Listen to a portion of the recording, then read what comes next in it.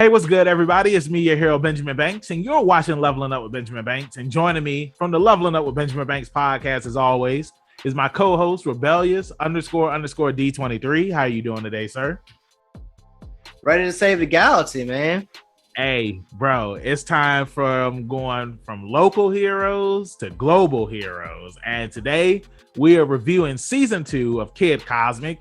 And before we get into today's review, make sure that you like this video, you subscribe to the channel, and you hit that bell button so that way you're always notified when we have new content here on Leveling Up with Benjamin Banks.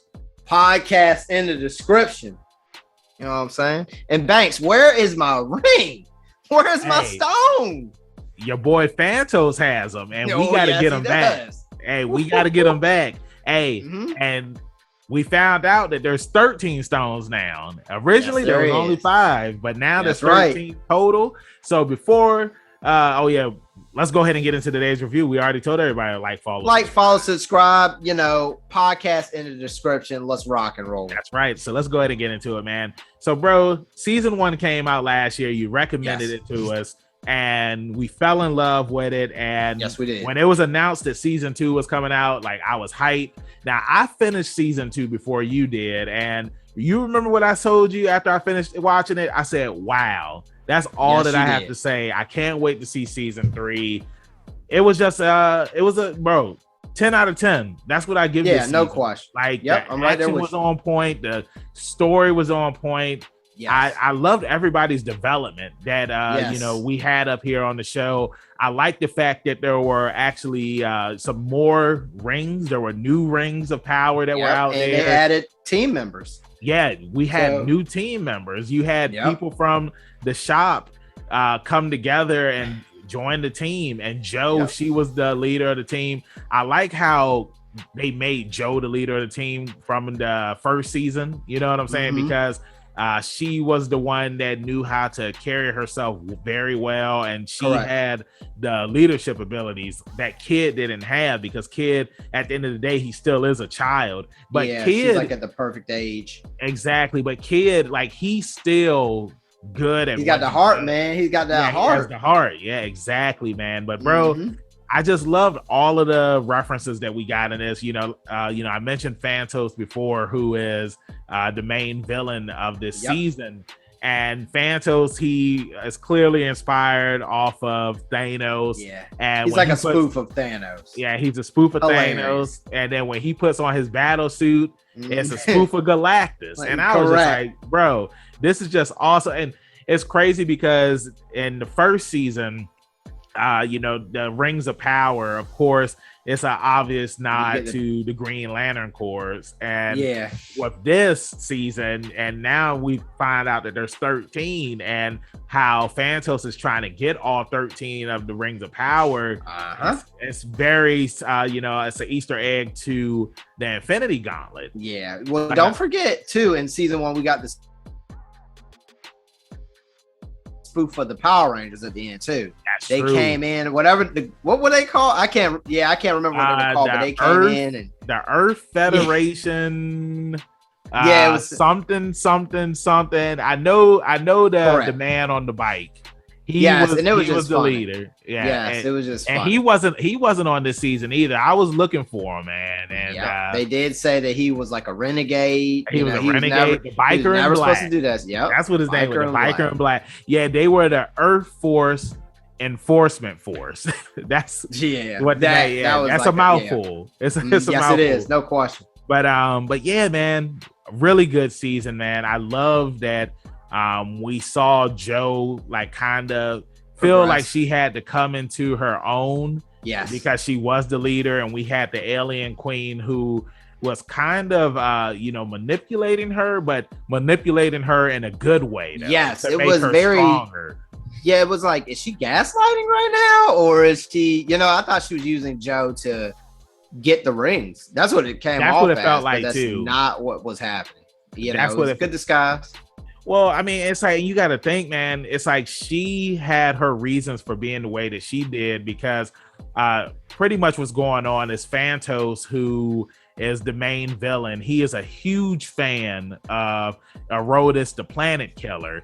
And Arodus is another thing where it's kind of like a Galactus, another Galactus thing. Yeah, reference. Bro, I was getting Galactus and the moon from Legend of Zelda Majora's Mask. Oh, hell of a game! If you ain't played it, get on it. So it's like he's a huge fan, and he wants to see Arodus pretty much just destroy all of the planets in the galaxy. And it's up to Kid and his crew, the local heroes, to stop him and pretty much to save the universe. But to go back to what I was saying about Queen Exxon, it's like she saw the aliens that came to Earth with her in season 1 all be destroyed by Arodus. Yep. So it makes sense why she wants Joe to, be the best of the best of the best of the best, so that way that she can stop Arodus. But by the Queen gaslighting her in a way like how you were saying, it's having her turn against her friends. It's like she's being very strict on them, and at the end of the day, it's just like they're more than friends. They're family. Where's Vin Diesel? Oh snap, bro! Think about it, because in Fast and Furious 9, they can go to space now in cars, so it only makes sense that the family is going to show up. Oh god, bro! Just take it easy. I had to say it, man. I know you did. I'm just gonna say, love the progression of season 2. I love the transition from season 1 to season 2. It's just like episode for episode, blow for blow. It was just fantastic to watch. Yeah. And it's just like you get the introduction of new rings, which are all very cool in their own right. And it's just, if you haven't seen this, guys and gals, go check this out. Go check it out. You know what I'm saying? It's just it's kind of an essential as far as like everything that Netflix is offering. I think it's a gem. Yeah, oh for sure, man. Yeah, it's just like another show that we reviewed that was really good was Scissor 7. Scissor 7, I knew you were about to bring up that. Yeah, and it's just like these are gems, you know what I mean? And I don't know. Banks, take it away. I just really love this show. Another thing I was going to bring up is how we got the PPG at the end, the Planet Protection Group. And it's like, as soon as I saw this, and when I saw the girls, I was just like, yo, this just screams Powerpuff Girls all over it. Because, the Powerpuff Girls, it was Craig McCracken's first big hit show that he did. And I come to find out that the 3 girls, like, they were voiced by the voice actresses of the Powerpuff Girls. So I thought that was a nice little Easter egg put into this show. And I like how they went from being local heroes to now being global heroes. And I just can't wait to see what's going to happen next. The show has already been renewed for season 3. And like I was telling Dee earlier, on the wiki page, it says that it's only going to be 6 episodes. So if it's going to be 6 episodes, then I understand. I just hope that these episodes are hopefully like for at least 40 minutes to an hour, if it's only going to be 6. But I mean, knowing with the direction that the series has gone so far, I know that this show is going to be epic. And then also too, if it is only going to be 6 episodes, it just makes you think. I mean, it's like, well, what else can they really do? I mean, I like how it's like now they have to go all over the globe to get all of these power stones, because now anybody can have it. I mean, I'm pretty sure we're going to see the biker in black, and he's going to have we don't know what power stone he's going to have, but he's going to have the power stone. And then also too, another little tidbit is we only know about the 13 stones because Arodus has absorbed or destroyed so many planets. So like there's a possibility that there could be more power stones with different abilities. But also just to touch on the power stones, I mean, because in season 1 we get the 5, we get the one that shows you the future, we get the one that's telekinesis,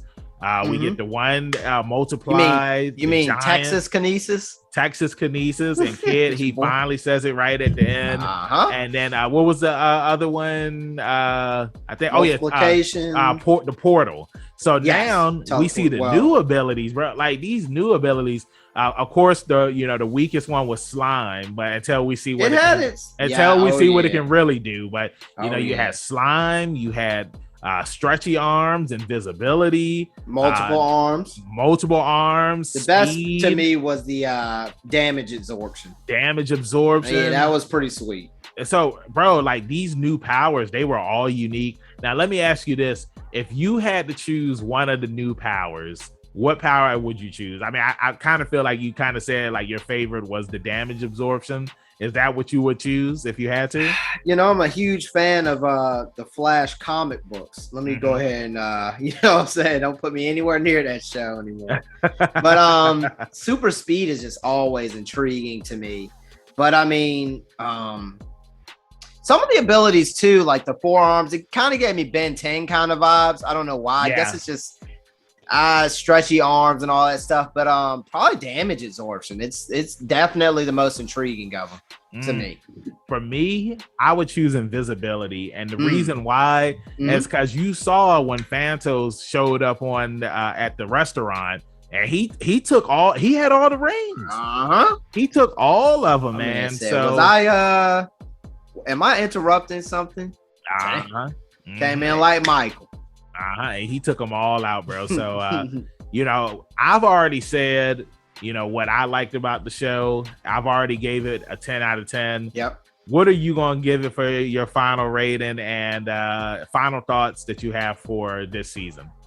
Well, I'm going to go 10 out of 10 on season 2, just because of the transition from season 1 to season 2, the addition of, the new, the rest of the 13, we get the rest of those.